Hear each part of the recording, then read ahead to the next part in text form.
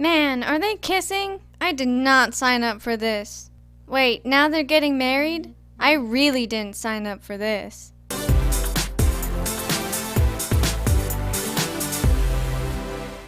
Hi y'all, I'm Fallen Ninja and welcome to Animation Nation, where today we're going to be talking about the Aincrad arc in Sword Art Online. So let's talk about the characters. Kirito, or if you prefer his real name, Kazuto Kirigaya, is voiced by Bryce Papenbrook, who is the voice of Kaito in Ajin and Eren Yeager in Attack on Titan. Kirito is calm, cool, and collected most of the time. It is possible to make him angry, and if you happen to do that, you should stand a good 100 feet away, at least. Asuna Yuki is voiced by Jeremy Lay, who is the voice of Lucy Heartfilia in Fairy Tail, and Patty Thompson in Soul Eater. Asuna is a bit more expressive. You always know what she's thinking, and if you really don't know what she's thinking, that's fine, because she's gonna tell you anyway. And she's totally kicked butt. Kirito, at least in the manga, mentions that even with his dual wield skill, he still believed that Asuna could beat him in a fight. Heathcliff is voiced by Kevin M. Connolly, who is the voice of Cain Fury in Full Metal Alchemist Brotherhood, and Pell in One Piece. Heathcliff is the most powerful guild leader because he's the leader of the most powerful guild, the Knights of the Blood Oath. All we really know is that he's super strong. Akihiko Kayaba is voiced by Mark DeRazon, who's the voice of Colin Kessler in Yu-Gi-Oh! 5Ds, and Roanoa Zolo in the 4Kids dub of One Piece. Akihiko Kayaba is the game master, and there isn't a whole lot we know about him either. He's pretty secretive, and we don't really see him until the end of this arc. This starts off in the year 2022 when a highly anticipated game comes out called Sword Art Online that Kirito jumps on. He was a beta tester for it, and he's super excited to play the full release of the new virtual reality massively multiplayer online role-playing game, or VR MMORPG for short. And he's just old enough to play it, so everybody gets in here. Everybody's really excited about it, and then after a few hours, they realize that they can't leave. There is no way to log out. They are stuck in this game. So they're all called to town center on the first floor, where they're greeted by the game master, who tells them that the only way to get out of the game is to find the dungeon on each of Aincrad's 100 floors and beat the boss in them. This sounded like a really cool idea, and it was the main reason that I started watching this show. And for the most part, it didn't disappoint, but there were some things that I wasn't so fond of. The first thing being that there's a really huge time skip at the beginning of this series. Episode 2 starts out on December 2nd, 2022. They beat the boss. We go to episode 3, which is a year later, April 8th, 2023. Kirito is part of the Moonlit Black Cats. They all die because they walk into a trap, except for Kirito and the guild leader who is out doing something else. And then in episode 4, it's February 23rd, 2024. So from episode 2 to episode 4, it skips 2 years. 2 years that they're inside this game where we could have been watching them accomplish something, and we didn't. Also, along that same note, we don't see Asuna until episode 5. It's been 2 years since the first time they met, and they have this relationship where they kind of get along with each other, but they don't. And it would have been really nice to see that relationship develop. But we didn't get a whole lot of character development in the first few episodes of this show because it skips 2 years.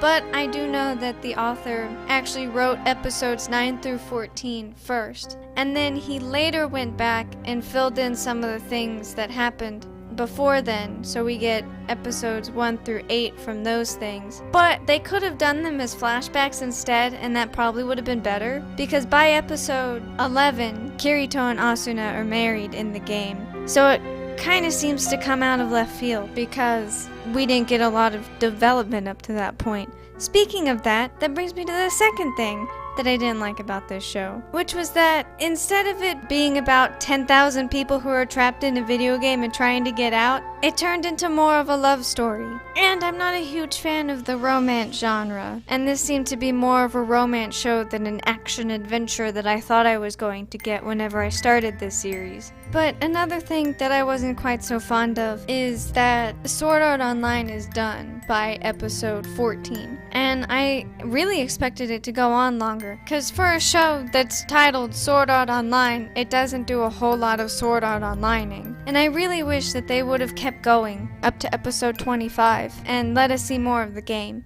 I don't have a problem with how it ended, because that's actually really interesting that Kirito found out that Heathcliff was a disguise for Kayaba and fighting him at the end, and all of that was great. But I really wish that we could have seen more of the game. And I think that's most of my disappointment with this show. But the parts of this show that actually talked about the game and game mechanics and all of that fun stuff and explored all of the different kinds of things that could happen if you were indeed trapped in a video game, those were really cool. My favorite episodes were 5, 6, and 14, the last episode in this series. In episode 5, 2 people are killed in a safe zone, and so Kirito and Asuna are trying to figure out who did it and how, because no one can be killed in a safe zone. So from the first person who was murdered, who is Kane's, they retrieved a spear that they took to a weaponsmith, and he told them that it was formed by a guy named Grimlock, who was married to Golden Apple's leader, Griselda. Griselda was killed 6 months before that, attempting to sell a valuable ring that she got from a boss. So of course, Grimlock is the first suspect, and then later Yoko, Kane's girlfriend, is also killed in a safe zone, and both Kirito and Asuna are there for that. So in episode 6, Kirito tries to track down Grimlock after he's killed Yoko, but he fails and isn't able to follow him. And later, him and Asuna are having lunch, and he drops his sandwich, and the way that the item disintegrates in the game looks similar to the way that people disintegrate when they die. So he figures out that Yoko and Kane's faked their deaths, and the way that they did it was they took items and damaged them enough so that it would only have a little bit of item life left, and then in full view of a lot of people,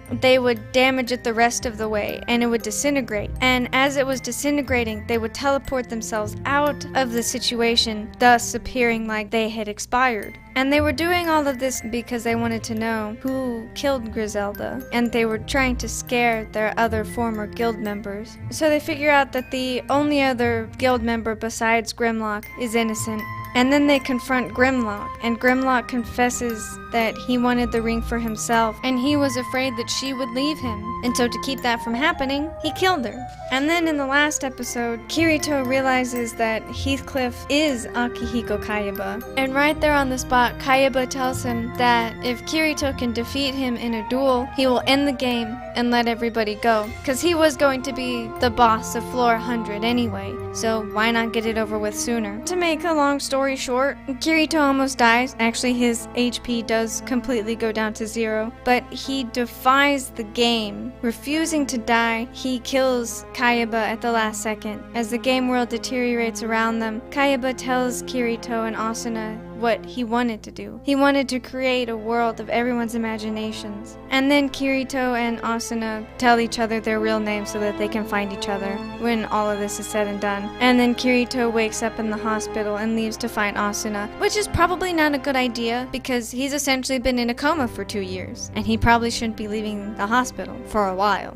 The animation for this show is, I hate to make generalizations, but pretty much the same as any other anime. I mean, you can tell differences between anime from the 80s and 90s to now, but other than that, not very many things with the style has actually changed, as you can see by these next comparisons.